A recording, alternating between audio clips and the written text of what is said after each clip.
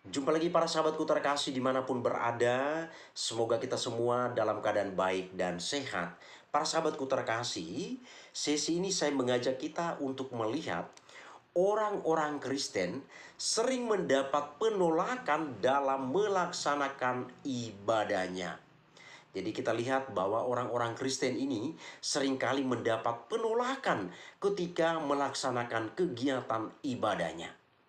Para sahabatku terkasih dimanapun berada, rupanya pasal 28E ayat 1, demikian juga pasal 29 ayat 2 Undang-Undang Dasar 1945 tetap sebagai slogan yang usang.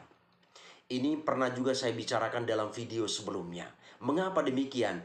Karena kenyataan di lapangan itu berbanding terbalik dengan apa yang tertulis di dalam kedua pasal ini. Kita lihat pasal 28E ayat 1. Setiap orang bebas memeluk agama dan beribadat menurut agamanya. Pasal 29 ayat 2, negara menjamin kemerdekaan tiap-tiap penduduk untuk memeluk agamanya masing-masing dan untuk beribadat menurut agama dan kepercayaannya itu. Artinya di sini Undang-Undang Dasar itu mengatakan bahwa setiap orang itu punya hak bebas memeluk sebuah agama, demikian juga melaksanakan kegiatan ibadah dari agama yang dianutinya. Dan negara dalam pasal 29 ayat 2 ini, negara hadir memberikan dukungan jaminan kepada warganya dalam memeluk agama, demikian juga melaksanakan kegiatan ibadah dari agama yang dianutinya tersebut. Para sahabatku terkasih, mengapa disebut sebagai slogan yang usang? Karena faktanya agama minoritas tidak dapat atau tidak mendapatkan kebebasan melaksanakan kegiatan keagamaannya. Dan ini terlihat dengan jelas di tempat di mana di situ orang-orang Kristen itu sebagai kelompok minoritas. Karena orang Kristen melaksanakan kegiatan ibadahnya di sebuah tempat, dilakukan penolakan dan pembubaran. Kita ingat peristiwa yang belakangan ini terjadi di Bandung, Jawa Barat. Pada saat itu, umat beriman Kristiani, dalam hal ini gereja Katolik, melaksanakan perayaan Rabu-Abu sebagai pembukaan masa Prapaskah atau masa puasa. Lalu datanglah sekelompok orang dari kaum intoleran, dari kelompok mayoritas ini, melakukan demonstrasi penolakan. Para sahabatku terkasih, alasannya adalah belum ada izin. Ini selalu kita dengar. Jadi ketika di sebuah tempat dilakukan kegiatan ibadah, orang-orang Kristen ini melakukan ibadah keagamaannya, lalu datanglah orang melakukan aksi demonstrasi penolakan, pembubaran, mereka selalu mengatakan belum ada izin. Kenapa mereka melakukan aksi penolakan atau demonstrasi? Karena belum ada izin. Kalimat ini sering kali kita dengar. Bagi saya, jawaban ini adalah sebuah pembodohan terhadap publik. Jawaban yang mengatakan belum ada izin ini adalah sebuah bentuk pembodohan terhadap publik. Ini pembodohan namanya, pembodohan. Maka di sini kita tidak boleh berhenti pada pernyataan belum ada izin. Kita tidak boleh berhenti pada pernyataan ini saja. Zaman semakin berkembang. Masa ini dari dulu terus digunakan sebagai argumen mereka. Belum ada izin, maka tidak boleh melakukan ibadah di tempat ini. Belum ada izin, belum ada izin. Ini selalu yang mereka ungkapkan. Kita harus masuk lebih jauh untuk melihat hal ini. Karena pernyataan ini adalah sebuah pernyataan yang dangkal dan tidak bertanggung jawab. Ini adalah pernyataan yang begitu dangkal dan sama sekali tidak bertanggung jawab. Pernyataan yang hanya bermaksud mengelabui publik. Pernyataan yang hanya ingin mengelabui publik. Masa hanya menyampaikan pernyataan ini, kemudian semuanya lepas, semuanya selesai, semuanya tenang. Karena apa? Belum ada izin. Ini sebuah pernyataan yang konyol, sebuah pembodohan, pembohongan terhadap publik. Jawaban yang mengatakan belum ada izin, kita harus menimpalinya lagi dengan pertanyaan, mengapa belum ada izin? Jadi jawaban yang mengatakan belum ada izin ini, kita harus timpali balik lagi dengan bertanya, mengapa belum ada izin? Maka kita sampai pada jawaban, karena tidak diizinkan. Inilah jawabannya. Masa bertahun-tahun tempat itu digunakan sebagai tempat ibadah, datang orang dari luar sana melakukan aksi demonstrasi penolakan, dan dikatakan belum ada izin, belum ada izin. Bertahun-tahun tetap tidak ada izin, belum ada izin. Ini karena memang tidak diizinkan. Karena tidak diizinkan. Seandainya diizinkan tadi, maka aksi demonstrasi penolakan terhadap kegiatan itu tidak mungkin dilakukan. Belum ada izin ini karena memang sama sekali tidak diizinkan. Ini jawabannya. Jadi kita tidak boleh dibodohi lagi dengan pernyataan mereka seperti ini. Selama ini mereka mengatakan belum ada izin, belum ada izin. Dan kita ya dengan tenang menerima apa yang mereka sampaikan. Ini adalah sebuah bentuk pembodohan terhadap publik. Sebuah bentuk pembodohan. Belum ada izin karena memang tidak diizinkan. Masa sampai bertahun-tahun belum ada izin, belum ada izin? Ya memang karena tidak diizinkan.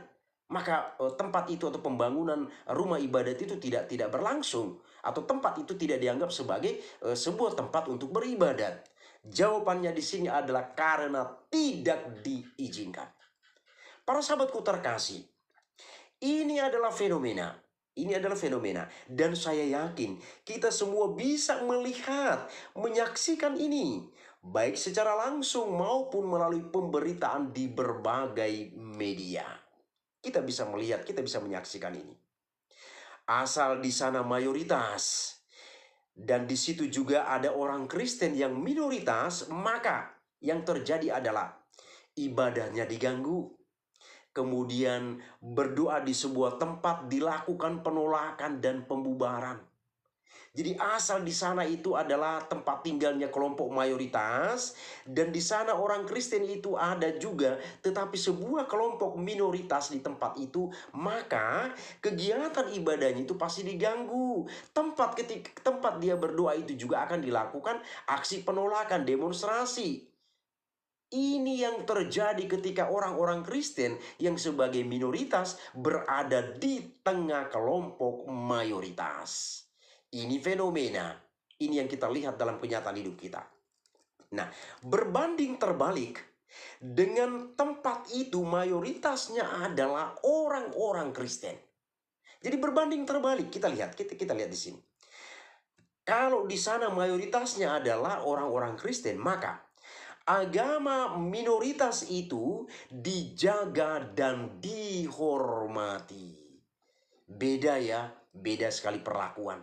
Kalau orang Kristen sebagai minoritas berada di tengah kelompok mayoritas, maka haknya untuk menjalankan kegiatan atau kehidupan beragamanya pasti akan terhambat. Tapi ketika orang dari kelompok minoritas berada di tengah kelompok mayoritasnya yang adalah orang-orang Kristen, maka orang Kristen di sana akan menjaga dan menghormati kelompok minoritas atau agama minoritas itu. Bahkan membantu memperlancar perayaan keagamaannya dan pembangunan rumah ibadahnya. Dan ini jelas kita lihat yang terjadi di Provinsi Nusa Tenggara Timur. Sekali lagi saya seorang NTT dari Larantuka, Flores Timur, saat ini berdomisili di Medan, Sumatera Utara. Saya tahu persis apa yang terjadi di NTT. NTT itu toleransinya begitu tinggi. Orang-orang Kristen di sana mayoritasnya, tapi mereka begitu menghargai agama-agama minoritas yang ada di sekitar mereka. Bahkan membantu memperlancar perayaan keagamaannya. Demikian juga pembangunan rumah ibadahnya yang mereka ikut bergotong royong mempercepat proses pembangunan ini. Ini luar biasa para sahabatku terkasih. Jadi nampak perbedaan di sini. Ketika orang-orang Kristen sebagai kelompok minoritas mengalami perlakuan yang tidak baik. Tetapi ketika orang Kristen sebagai kelompok mayoritas, dia justru memperlakukan kelompok minoritas yang ada di tempat itu secara baik, menghormatinya, memberikan hak-haknya. Para sahabatku terkasih, Pertanyaan kita, mengapa tidak diizinkan? Mengapa tidak diizinkan? Ada apa ini? Ini menjadi pertanyaan kita. Ada apa sebenarnya makanya tidak diizinkan? Kok sepertinya begitu takut dengan orang-orang Kristen? Sepertinya mereka begitu takut dengan orang-orang Kristen. Nah, untuk menjawab hal ini, saya membuat dua analogi untuk kita. Untuk menjawab hal ini. Pertama, orang yang hidupnya benar atau orang-orang yang kalau hidupnya benar, maka yang terjadi adalah dia pasti akan sangat menghargai dan menghormati orang lain. Ini adalah penerapan dari orang-orang yang hidupnya benar. Dia pasti akan sangat menghargai dan menghormati orang lain. Dia pasti sangat mengasihi orang-orang yang ada di sekitarnya. Dan dia tidak pernah khawatir hidup atau tinggal dimanapun. Karena dia tidak melakukan hal-hal yang aneh-aneh. Dia menerapkan pola hidup yang benar. Demikian juga, dia tidak menaruh rasa curiga kepada siapapun yang ada di sekitarnya. Dia sudah menerapkan pola hidup benar, pemikiran benar, sikapnya benar, maka tidak mungkin dia menaruh rasa curiga terhadap orang-orang yang ada di sekitarnya. Kita lihat misalnya seperti zaman dulu. Orang-orang yang datang ke rumah kita mengenakan pakaian compang-camping lalu minta makan. Kalau zaman dulu itu berarti orang yang datang itu adalah orang miskin yang tidak punya apa-apa. Tapi sekarang memang sudah ada sedikit perbedaan. Kalau orang yang mengenakan pakaian compang-camping datang ke rumah kita, belum menjadi sebuah jaminan bahwa dia itu memang benar-benar sebagai orang miskin yang membutuhkan bantuan.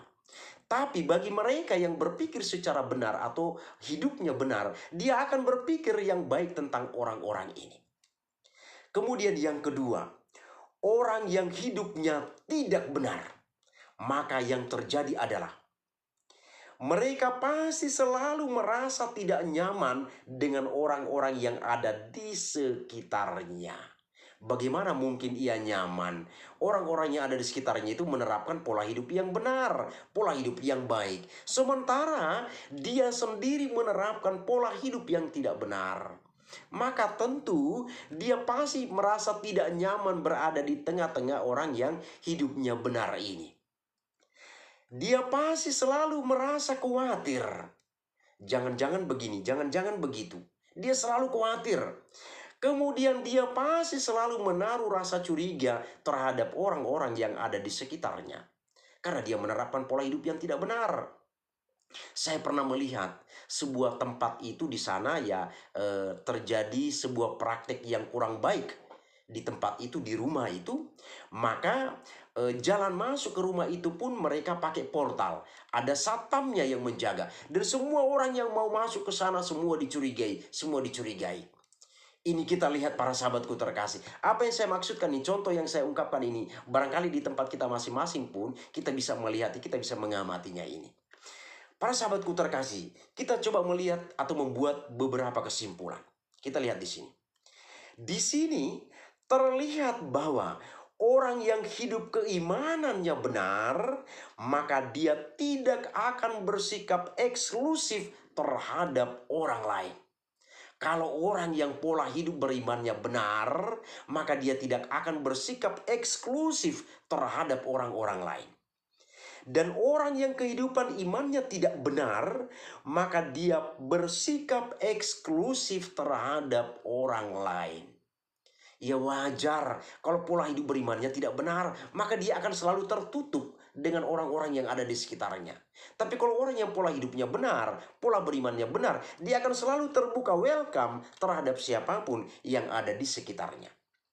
Maka sebagai konsekuensi dari orang yang keimanannya tidak benar itu adalah terjadi pembubaran ketika orang Kristen melakukan kegiatan ibadahnya. Karena apa? Dia menerapkan pola hidup beriman yang tidak benar. Dia tidak mempedulikan orang-orang yang ada di sekitarnya sebagai sesamanya. Maka orang-orang Kristen yang melakukan kegiatan ibadahnya pasti dilakukan pembubaran. Dilakukan penolakan ketika orang-orang Kristen membangun gereja atau sedang melaksanakan kegiatan ibadah. Kemudian kita lihat juga seperti beberapa tahun yang lalu yang begitu marak terjadi. Di sana terjadi pembakaran gereja, demikian juga pemboman gereja. Maka beberapa tahun yang lalu ketika orang-orang Kristen merayakan perayaan-perayaan besar dalam gereja itu selalu was-was, selalu cemas. Kenapa? Karena malam Natal itu pasti di sebuah gereja itu terjadi ledakan bom. Atau juga di sebuah perayaan Paskah, malam Paskah misalnya kita lihat, juga di sana terjadi ledakan bom. Maka orang-orang Kristen beberapa tahun yang lalu selalu was-was dalam melaksanakan kegiatan atau perayaan keagamaannya. Ini fenomena, ini terjadi karena orang-orang yang melakukan ini menerapkan pola hidup iman yang tidak benar. Sementara orang-orang Kristen tidak pernah melakukan tindakan-tindakan konyol ini terhadap agama manapun. Orang Kristen tidak pernah membubarkan agama lain yang sedang melaksanakan ibadah agamanya. Tidak pernah dilakukan oleh orang-orang Kristen. Orang Kristen juga tidak pernah menolak pembangunan rumah ibadah agama manapun. Ini tidak pernah dilakukan oleh orang-orang Kristen. Orang Kristen juga tidak pernah membakar rumah ibadah orang lain. Demikian juga membom rumah ibadah orang lain.